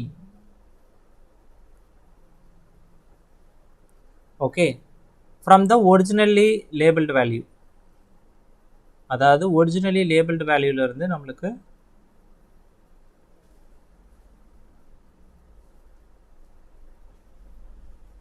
ஓகே. ஸோ இப்போ என்னென்னா இப்போ ஃபார் எக்ஸாம்பிள் பிஏ கியூவை பற்றி தான் அவன் கேட்டிருக்கான். இப்போ பியும் கியூவும் நான் ஏதோ ரேண்டமாக ஒரு வேல்யூ எடுத்துக்கிறேன். அதாவது ஆப்ஷன்ஸில் நிறைய ஆப்ஷன் கொடுத்துருக்கான் பாருங்கள். Should be very large and unequal, இல்லை இவங்க ரோலே ப்ளே பண்ண மாட்டாங்க அப்படின்னா எனக்கு வந்து இந்த ஃபார்முலா வச்சு தான் நான் எக்ஸை கண்டுபிடிக்கணும். ஃபைனலாக எனக்கு யாரை கண்டுபிடிக்கணும் ப்ரெசைஸானா எக்ஸை தான் கண்டுபிடிக்கணும். That is P by Q into y. கரெக்டாக? Into y. இப்போ ஒய் வந்து நான் வந்து அட்ஜஸ்ட் பண்ணிடுவேன். என்னோட அந்த வேரியபிள் ரெசிஸ்டன்ஸில் நான் எக்ஸ்பெரிமெண்ட் பண்ணும்போது சொல்கிறேன், நான் ஒய் அட்ஜஸ்ட் பண்ணிடலாம். அந்த மீட்டரில் எனக்கு கரெக்டாக காமிக்கும் லேபில் நான் எவ்வளோ தூரம் அட்ஜஸ்ட் பண்ணுறேன் அப்படின்றது I can find some out. But ஆனால் பி அண்ட் கியூ வந்து ஸ்டாண்டர்டாக நான் ஒரு வேல்யூ போடணும். இப்போ நான் ஸ்டாண்டர்டாக போடக்கூடிய வேல்யூ வந்து மோர் ஆர் லெஸ். இப்போ இது வந்து முடிஞ்ச அளவுக்கு இது 440 ஓம் இருக்குன்னா இதுவும் 40 ஓமாக போட்டால் ரொம்ப நல்லது. இல்லைனா அட்லீஸ்ட் கொஞ்சம் ஈக்குவலாவது போடணும். ஒரு 35 ஒரு 38 அப்படின்னா நம்மளுக்கு வந்து மோர் அண்ட் மோர் க்ளோஸராக இருக்கும் போது என்னென்னா எரர் வந்து கம்மியாகும். ஏன்னா டாலரன்ஸ் நான் ஏற்கனவே சொல்லியிருக்கேன் 2% வரைக்கும் 10% டாலரன்ஸ் உள்ள ரெசிஸ்டர்ஸ்லாம் உண்டு. ஓகே, இது வந்து மேனுஃபேக்சராகவே நம்மளால் டாலரன்ஸோடு தான் க்ரியேட் பண்ணவே முடியும். இட் இஸ் 100% நம்மளால் அக்யூரேட்டாக இது பண்ண முடியாது. So it's a naturally occurring tolerance. ஸோ நம்ம முடிஞ்ச அளவு என்ன பண்ணணுமா? ஸோ என்ன சொல்கிறாங்க அப்படின்னா ஹேவிங் வேல்யூஸ் ஆஃப் பிஎன்கியூ ரெசிஸ்டரோட வேல்யூஸ் வந்து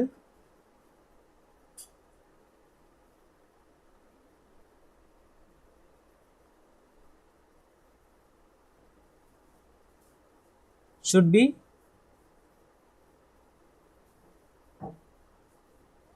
approximately ஈக்குவலாக இருக்கிற மாதிரி இருக்கணும். ஈக்குவலாக இருந்துச்சுன்னா அட்லீஸ்ட் எரர் வந்து காம்பன்சேட் ஆகும். ரேஷியோஸ் வந்து ஓகே, இந்த ரேஷியோ இருக்குல்ல, நம்ம ப்ரெசைஸாக எக்ஸை கண்டுபிடிக்கும் போது P/Q ரேஷியோ வந்து அட்லீஸ்ட் கொஞ்சம் காம்பன்சேட் ஆகும் க்ளோசர் வேல்யூஸாக இருக்கும்போது. ஏன்னா நான் இப்போ வந்து ஒருத்தர் 40 இன்னொருத்தர் 1000 எடுத்தேன்னு வைங்க, 1000 எடுத்தேன்னா டாலரன்ஸ் வந்து ஒரு 2% போட்டால் கூட அதிகமாக வரும், சம் 20 வரும். ஸோ அதனால் வந்து ரொம்ப பெரிய டிஃப்ரென்ஸ் வர்றதுக்கு இன்அக்யூரசி வந்து வந்துடும் எக்ஸ் கண்டுபிடிக்கும் போது. So should be approximately equal. So இதனால் என்ன பண்ணலாம், ஸ்மாலாகவும் ஈக்குவலாகவும் இருக்கிறது ரொம்ப நல்லது. ஸோ என்ன சொல்கிறாங்க அப்படின்னா, எந்த ரோலுமே ப்ளே பண்ணாது அப்படின்ட்டு சொல்கிறதும் தப்புன்றாங்க. அப்புறம் it should be approximately equal to 2xன்றதும் நோ ரீசன், 2xாக இருக்கணும்னு அவசியம் கிடையாது.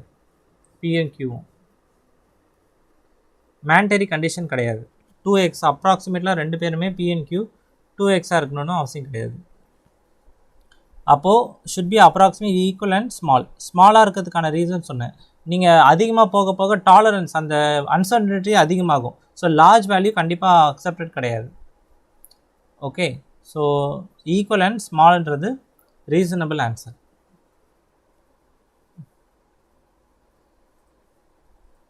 ஓகே, ஸோ அடுத்து வந்து 2 point charges -q and +q are placed at a distance of L as shown in the figure. So ரெண்டு பேருக்குள்ள இது வந்து ஒரு டைபோல், இது -q +qக்கு நடுவில் there is a distance of L. இங்கே என்னென்னா magnet of electric field intensity at a distance R. இவன் வந்து எங்கேருந்து இந்த ஆரை மெஷர் பண்ணுறோம், எதுவுமே கொடுக்கல. இங்கே எங்கேயாவது கொடுத்துருக்கானா எங்கேருந்து நம்ம டிஸ்டன்ஸ் ஆரை மெஷர் பண்ணுறோன்னு? ஜஸ்ட்டு 2 பாயிண்ட் சார்ஜஸ் இருக்குது, distance with them L. Just அவன் ஒரே ஒரு பாயிண்ட் தான் கொடுத்துருக்கான், ஆர் வந்து ரொம்ப ரொம்ப கிரேட்டர் தென் எல்லுன்னு. வேறு எந்த டேட்டாவும் கொடுக்கல. பட் ஆனால் நம்ம டைபோல் படிச்சிருக்கவங்களுக்கு தெரியும், -q +q அப்படின்னா இங்கே ஆரிஜினில் வச்சு, ஆரிஜின் வந்து சென்டராக வச்சு இது L/2 வரும். இந்த பர்டிகுலர் கேஸில் இது L/2, இது L/2. இப்போ நான் ரொம்ப ஃபாராகவே டிஸ்டன்ஸில் நான் ஏதோ ஒரு இடத்துல நான் என்னோடய electric field intensity that is ஈயை கண்டுபிடிக்கணும் அப்படின்னா இது மாதிரி ஒரு ரிலேஷன் வச்சு படிச்சிருப்பீங்க. தட் இஸ் சம்திங் லைக் இவன் சொன்னபடி எடுத்துக்கிட்டிங்கன்னா ஆறுன்றது அவன் இதை தான் மென்ஷன் பண்ணுறான்ன்றதை நான் சொல்கிறேன். Okay, what is trying to mention is magnitude of electric field வந்து கே பின்றது dipole moment divided by r⁻3. இது மாதிரி ஒரு ஃபார்முலா படிச்சிருக்கீங்களே, this is the angle theta measured from positive charge. Right, அப்போ 1 + 3 cos² θ அப்படின்னு வந்திருக்கா?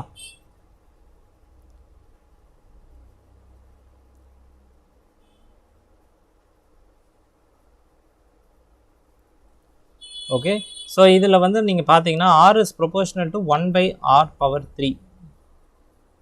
அவன் இங்கே வந்து r வந்து எங்கேருந்து மெஷர் பண்ணணும்னு கொடுக்கல. ஆனால் மோஸ்ட் ப்ராபப்ளி அவன் எதை சொல்லியிருக்கணும் அப்படின்னா இந்த ஃபார்முலாவை தான் is trying to say magnitude at a distance R. But அது எந்த டைரக்ஷனில் இருக்குன்னு கொடுக்கல, ஏதோ ஒரு டைரக்ஷன். ஸோ இது நீங்கள் தியரி படிக்கும்போது படிச்சிருந்தீங்கன்னா ரிலேட் பண்ணியிருக்கலாம். Definitely 1/r⁻3. So option 3 is correct. Okay, so இப்போ அடுத்த ப்ராப்ளம் போகலாம். ஸோ அடுத்த ப்ராப்ளம் என்னன்றதை பாருங்கள். இது வந்து gravitational constant, potential energy, potential intensity. Gravitational இன்டென்சிட்டின்றது இவன் கிராவிடேஷனல் ஃபீல்டு இன்டென்சிட்டியை தான் சொல்கிறான். ஓகே, ஸோ கிராவிடேஷனல் கான்ஸ்டன்ட்டோட டைமென்ஷன் எப்படி கண்டுபிடிப்பீங்க?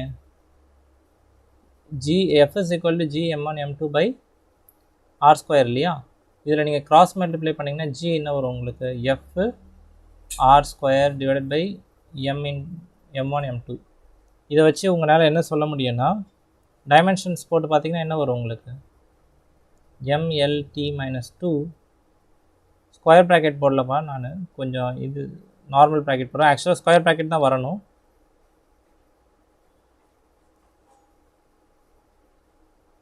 இது வந்து என்ன வரும்? m². சாரி, இது வந்து L², ஆர்ஸ்க்கு L² வரும். ஸோ ஃபைனல் ஆன்சர் என்ன வரும்னு பார்த்தீங்கன்னா mLT/3. ஸோ இவருக்கு வந்து ஆப்ஷன் வந்து எதோட ரிலேட் ஆகுதுன்னா இவரோட ரிலேட் ஆகுது. ஓகே, பட் ஏக்கு வந்து ஆப்ஷன் 2ஆக இருக்கிறது எத்தனை இதில் இருக்குது? 4 இதில் 3 இதில் இருக்குது. 2 3 4. இப்போ அடுத்து உங்களுக்கு எது தெரியும்? Gravitational potential energy. பொட்டன்ஷியல் எனர்ஜியோட யூனிட் உங்களுக்கு தெரியும்ல, which is nothing but joules தானே இல்லையா?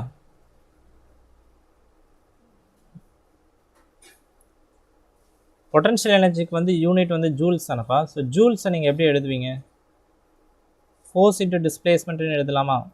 சரி, உங்களுக்கு ஃபார்முலா தெரிஞ்சால் நீங்கள் டிரைவ் பண்ணுங்கள். இல்லை, பொட்டன்ஷியல் எனர்ஜிக்கு எல்லாத்துக்கும் சேம் யூனிட் தான், ஜூல்ஸ் தான். So force into displacement, force into d. அப்போது ஃபோர்ஸுக்கு வந்து mlt minus 2 into l. So ml square இதுன்னு வரும். ஸோ இது வந்து எந்த ஆப்ஷன் உங்களுக்கு? So ml square t minus 2 இது எந்த ஆப்ஷன் பொட்டன்ஷியல் எனர்ஜிக்கு? ஸோ பொட்டன்ஷியல் எனர்ஜிக்கு வந்து இந்த ஆப்ஷன் எதுன்னு பார்த்தீங்கன்னா இவர். ஓகே, அதுக்கப்புறம் கிராவிடேஷனல் ஃபீல்டு கண்டுபிடிக்கணும்னா what relation you can use? ஏதாவது ஒரு ஃபார்முலா உங்களுக்கு தெரியும் இல்லையா? Due to a point mass என்ன தெரியும் உங்களுக்கு? பொட்டன்ஷியல்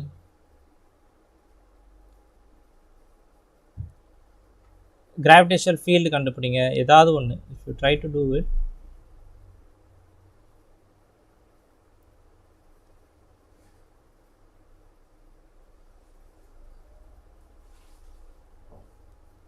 இப்படி ஒரு ஃபார்முலா இருக்குது இல்லையா?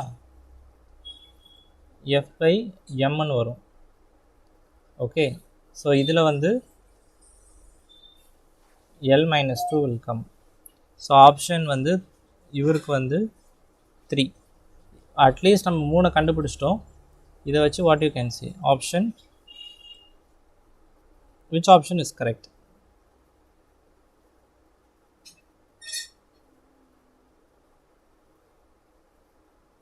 ஃபோர்த் ஒன்னுக்கு 3. So option 3 is correct. ரைட்டா? ஸோ அடுத்து என்ன கொடுத்துருக்கான்? Series LCR circuit with inductance, capacitance, resistance they have given are connected in a AC source of voltage. So LCR circuit வந்து எதோட கனெக்ட் பண்ணியிருக்கான்? சோர்ஸ் வோல்டேஜ் வந்து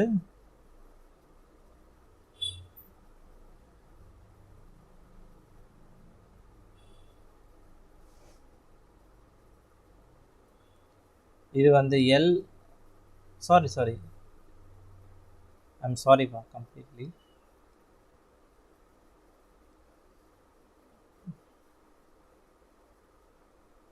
இது வந்து நம்மளோட capacitor,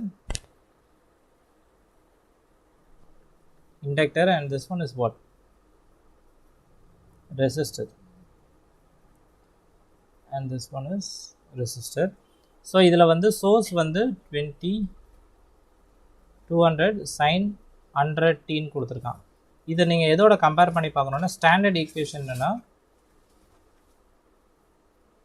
this is the expression. So okay, இப்போ என்ன கொடுத்துருக்கான்? if the resonant frequency of the LCR circuit is mu naught and the frequency of the AC source is nu. இங்கே frequency of the AC source எப்படி கண்டுபிடிப்பீங்க? Omega is equal to 100ன்னு வரும். ஏன்னா இதே compare பண்ணி பார்த்தீங்கன்னா ஒமேகா is equal to 100. அப்போ இதில் வந்து 2π nu இவன் சொன்ன ஃப்ரீக்வன்சி இருக்கு இல்லையா, என்ன வேல்யூ வரும் நம்மளுக்கு? 50/πன்னு வரும். ஓகே, ஸோ ரெசனன்ட் ஃப்ரீக்வன்சி அடுத்து நீங்கள் கால்குலேட் பண்ணி பார்க்கணும். What is resonant frequency in LCR circuit?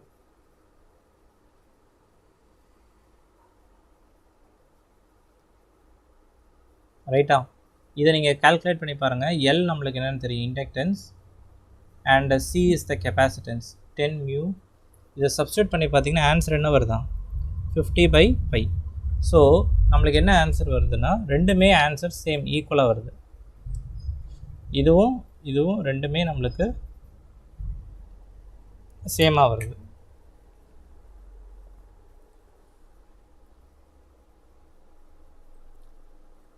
Okay, so option is 3 is correct. இப்போ அடுத்து a ball is projected with a velocity 10 meters per second at an angle 60 degree with a vertical direction. அப்போ horizontal directionோட அவன் project பண்ணல, எதோட project பண்ணியிருக்கான்? vertical direction project பண்ணிருக்காங்க. So if you consider this as y and this as x axis, ஜென்ரலா நம்ம படிக்கும்போது இந்த ஆங்கிள் தான் வச்சு சொல்லுவாங்க. அது வந்து ஹாரிசான்டலோட, பட் ஆனால் இவன் வெர்டிக்கலோட ஆங்கிள் மேக் பண்ணா எவ்வளோனா 60 டிகிரி. இப்போ it's speed at the highest point of its trajectory. இந்த ட்ராஜெக்ட்ரியோட ஹையஸ்ட் பாயிண்ட்ன்றது ஃபஸ்ட்டு இதோட ட்ரெஜெக்ட்ரி பார்த்தீங்கன்னா இட் வில் பி பேரபோலா. பேரபோலாவில் ஹையஸ்ட் பாயிண்ட் வந்து இந்த இடம். இந்த இடத்துல வாட் இஸ் த ஸ்பீடுன்னு கேட்குறான். ஓகே, நம்மளுக்கு நல்லாவே தெரியும் இனிஷியல் வெலாசிட்டியை வந்து நீங்கள் ரெண்டாக பிரிச்சிங்க அப்படின்னா we will have x and y component. இது வந்து நம்ம என்ன சொல்லுவோம், இப்போ இது 60 டிகிரினா இது 30 டிகிரி கரெக்டாக. ஸோ என்ன வரும், u cos 30ன்னு சொல்லலாம், இந்த பக்கம் u sin 30. இதில் ப்ரொஜெக்ட் பண்ணுறோம். இந்த ஹை மோஸ்ட் பாயிண்டில் y காம்பனன்ட் ஆஃப் வெலாசிட்டி இருக்காது, வெறும் x காம்பனன்ட் மட்டும்தான் இருக்கும். So this will be the initial component. Highest பாயிண்ட்லேயே இது மட்டும்தான் இருக்கும். Speed is non zero there, velocity is non-zero, ரைட்டா? சரி, அப்போது this is u cos 30 is the answer. So u வந்து 10, இது வந்து cos 30 டிகிரி என்னது √3/2. So 10 into √3/2. So 2 5 will get cancelled, 5√3 வரும். So option C is correct, அதாவது third one is correct. Okay, so இதோட நம்மளோட டிஸ்கஷன் இஸ் ஓவர்ப்பா. ஏதாவது டவுட்ஸ் இருக்கா? Any doubts? Okay, we finish the discussion. ஏதாவது வீடியோஸ் வந்து நீங்கள் ரிக்வஸ்ட் பண்ணி கேட்குறீங்க அப்படின்னா just put in the comment section. Okay, all the best and thank you.